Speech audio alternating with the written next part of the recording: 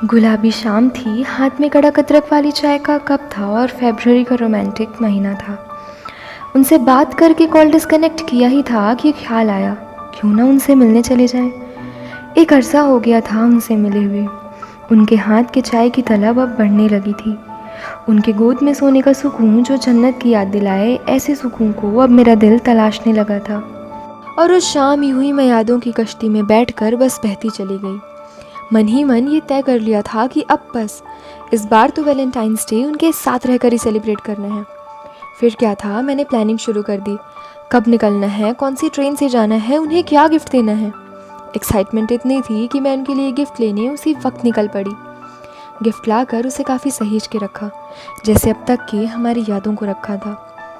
उस पल मुझे एहसास हुआ कि शहर में आकर इंसान अक्सर अपनों के लिए वक्त निकालना भूल जाता है, और शायद थोड़ी दूरी ज़रूरी भी होती है अपनों के अपनेपन का एहसास दिलाने के लिए। पर दूरी डिस्टेंस की हो तब तक ही सही है, इससे पहले कि दिल की दूरी बढ़े बात कर लेना चाहिए, मिल लेना चाहिए। तो पहले मैंने सोचा कि इस बारे में किसी को नहीं बताऊंगी, सब कुछ सरप्राइज़ होगा। पर फिर लगा नहीं, किसी न किसी को बताना ज़रूरी है। मैंने तुरंत पापा को कॉल किया, उन्हें सब कुछ बताया। उनकी मंजूरी मिलने पर मेरी एक्साइटमेंट मानो आसमां छूने लगी। अगले दिन मैंने टिकट्स भी बुक कर ली और उनसे मिलने का काउंटडाउन शुरू हो गया। हर गुजरते दिन के साथ मैं बस यही सोचती कि उन्हें मेरा सरप्राइज़ पसंद तो आएगा ना, मुझे अचानक देखकर उनके एक्सप्रेशन क्या होंगे, जो गिफ्ट मैंने उनके लिए इतने दिन पहले से ले रखी है वो उन्हें पसंद आएगी या नहीं। उफ़, ऐसे कई सवाल खुद से ही पूछकर खुद को ही जवाब देती रही मैं। काउंटडाउन ख़त्म होने के ठीक एक दिन पहले ही मैंने पैकिंग कर ली थी। सामान सादा नहीं रखा था इस बार यादें थी। मन में एक्साइटमेंट था, थोड़ा नर्वसनेस भी था, और हाँ, उनका वो गिफ्ट वो भी था। निकलने से पहले की आखिरी रात मैं सोने की कोशिश में बस करवटें ले रही थी। अब एक्साइटमेंट से ज़्यादा नर्वसनेस हो रहा था। अगर उन्हें सरप्राइज़ मिलने से पहले ही पता चल गया तो क्या होगा? अगर उनका कॉल आया और मैं रिसीव ना कर पाऊँ, या कि रिसीव करूँ और उन्हें ट्रेन की आवाज़ सुनाई दे गई तो? यार, ऐसे तो पूरा सरप्राइज़ ख़त्म हो जाएगा। ये सब सोचते सोचते कब नींद लग गई पता ही नहीं चला। सुबह हुई, अलार्म बजा और मैं एकदम से उठ गई। The day has arrived. मैं अपना सारा काम पूरा करके रेडी हुई और इसी बीच उनसे 2-3 बार बात भी कर ली, ताकि ट्रेन में बैठकर ज़्यादा बात ना करनी पड़े। ट्रेन का टाइम हुआ, मैं स्टेशन पहुंची। अपनी सीट पर बैठकर मैं बस कल का दिन इमेजिन करने लगी। शाम से रात हो गई। अब रात में सोने के पहले तो हर दिन ही उनसे बात होती थी, पर मन में सवाल था कि चलती हुई ट्रेन के शोर के बीच उनसे बात कैसे करूं। तो मैंने उन्हें कॉल करके आधे मिनट के अंदर ही कह दिया कि आज तो मुझे बहुत नींद आ रही है, मैं सोने जा रही हूँ और कल बात करूँगी। इससे पहले कि उनके सवालों का सिलसिला शुरू हो, मैंने कॉल डिस्कनेक्ट कर दिया। उन्हें पता था कि मैं सुबह देर से उठती हूँ, तो सुबह का ज़्यादा टेंशन तो नहीं था, पर उठती भी तो मैं उनके कॉल आने पर ही थी। उन्होंने एज़ यूजुअल सुबह मुझे कॉल किया। मैं बस यही विश कर रही थी कि अब लास्ट मोमेंट पे सब गड़बड़ ना हो जाए, और इतने में कॉल कट हो गया।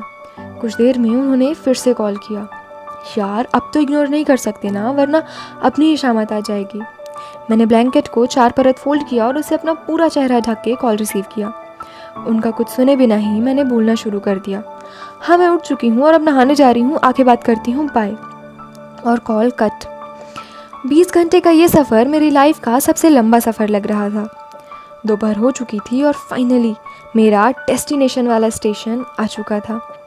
मैं ट्रेन से उतरी और सामने था वो प्यारा शहर, जो छोटा ज़रूर था लेकिन उससे जुड़ी यादों की लिस्ट काफ़ी बड़ी थी। स्टेशन रिसीव करने मुझे पापा आए। उनको देखते ही थोड़ी तसल्ली हुई। हम स्टेशन से निकले, रास्ते भर उनका कॉल आया और मैंने इग्नोर किया। और फिर घर पहुंच के दरवाजे के पीछे छुपकर मैंने उन्हें तुरंत कॉल किया। उनका कॉल उठाना और दरवाज़ा खोलना एक साथ हुआ।